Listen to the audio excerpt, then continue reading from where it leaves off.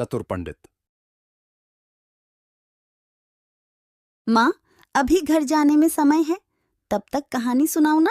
नहीं, चुपचाप आगे बढ़ते रहो। माँ सुनाओ, नहीं तो मैं आगे नहीं जाऊंगा। ठीक है, सुनो कहानी। एक गांव में एक पंडित रहता था। माँ, क्या गांव में एक ही पंडित था? कहानी सुनना है तो सुन चुपचाप, नहीं तो मारूंगी तो छितरा जाएगा। पंडित घर जाते जाते सोच रहा था कि पंडिताइन मुझसे रोज सवाल पूछती है और आज मैं उनके सवालों का जवाब दूंगा। जैसे ही पंडित अपने घर पहुंचा तो पंडित ने सोचा, खिड़की से देखता हूँ पंडिताइन क्या कर रही है। अच्छा, पंडिताइन अभी रोटी बना रही है। पंडिताइन को मैं अपना चतुराई दिखाता हूँ। पंडित खिड़की से देखने के बाद वह घर में गया। आइए पंडित जी, बैठिए। पंडिताइन, तुम रोज मेरे ज्ञान के बारे में पूछती हो। आज तुम्हें अपने ज्ञान को दिखाऊंगा तो मान लोगी कि मैं ज्ञानी हूँ। हाँ, तो बताइए कि इस थाली में कितना रोटी है? लो मैं बताता हूँ। इस थाली में 14 रोटी है। सच में इस थाली में 14 रोटी ही है, मैंने गिना था। अगले दिन पंडित और पंडिताइन रास्ते से जा रहे थे और उसी रास्ते पर शंभू चरवाहा कुछ ढूंढते हुए आ रहा था। तो पंडित ने पूछा, क्या हुआ शंभू? क्या बताऊं पंडित जी, मैं कल अपनी भैंस को चराने लाया था। मैं आगे टहलने चला गया और उसमें भैंस खो गई। 2 भैंस थी, एक पहले ही मर गई और दूसरा खो गई। अब मेरा घर कैसे चलेगा? चिंता मत करो शंभू, पंडित जी अपने ज्ञान से बता देंगे कि तुम्हारी भैंस कहाँ पर है। पंडित जी अपने ज्ञान से देखकर बताइए ना कि मेरी भैंस अभी कहाँ पर है। अभी नहीं बता सकता शंभू, कल सुबह मेरे घर पर आना बता दूंगा। ठीक है। पंडिताइन तुम घर जाओ, मैं कुछ देर में आता हूँ। पंडिताइन ने मुझको कहा फंसा दिया। फिर पंडित भैंस को ढूंढने निकला और फिर पंडित ढूंढते ढूंढते गांव के बाहर वाले तालाब के पास पहुंचा तो देखा कि शंभू की भैंस तालाब किनारे बैठी थी। पंडित ने देखा कि भैंस के पैर में चोट लगी थी तो पंडित ने सोचा, भैंस यहाँ से कहीं नहीं जाएगी, और पंडित अपने घर चला गया।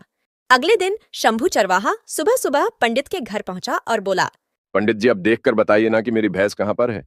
तुम्हारी भैंस गांव के बाहर वाले तालाब के पास है। धन्यवाद पंडित जी। फिर शंभू चरवाहा गांव के बाहर वाले तालाब के पास पहुंचा तो देखा कि भैंस वहीं पर थी। शंभू चरवाहा को भैंस मिलते ही शंभू चरवाहा गांव में धीरे धीरे बात फैला दिया कि पंडित बहुत बड़ा ज्ञानी है। फिर ये बात इतनी फैल गई कि लोलपुर के राजा के पास बात पहुंच गई और राजा ने अपने सिपाही को भेजा पंडित को लाने के लिए। नमस्ते हुजूर। आओ पंडित। क्या मुझसे कुछ गलती हो गई है हुजूर? तुम्हारे बारे में फिर से कुछ सुना हूं, क्या वो बात सच है? क्या हुजूर?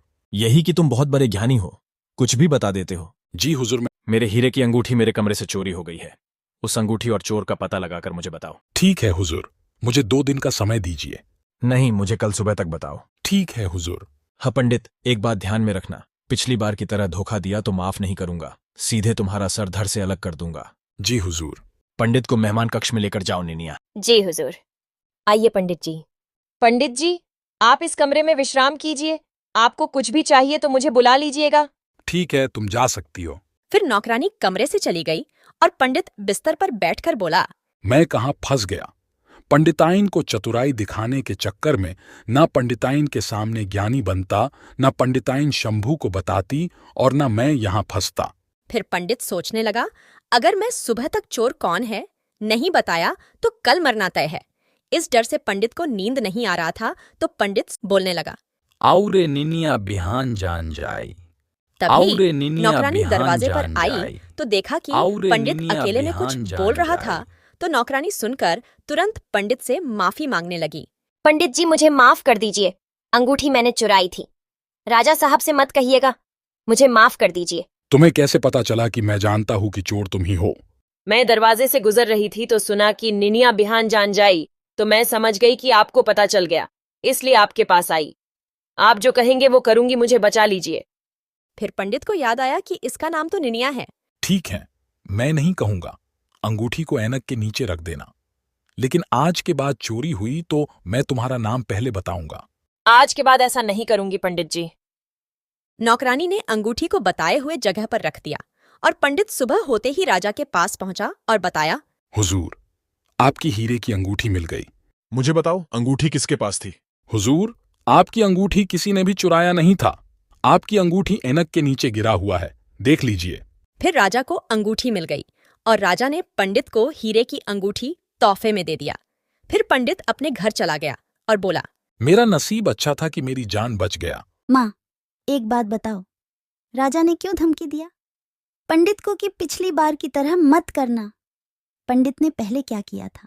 पंडित ने पहले क्या किया था इसके बारे में दूसरे दिन बताऊंगी। अभी सो जाओ।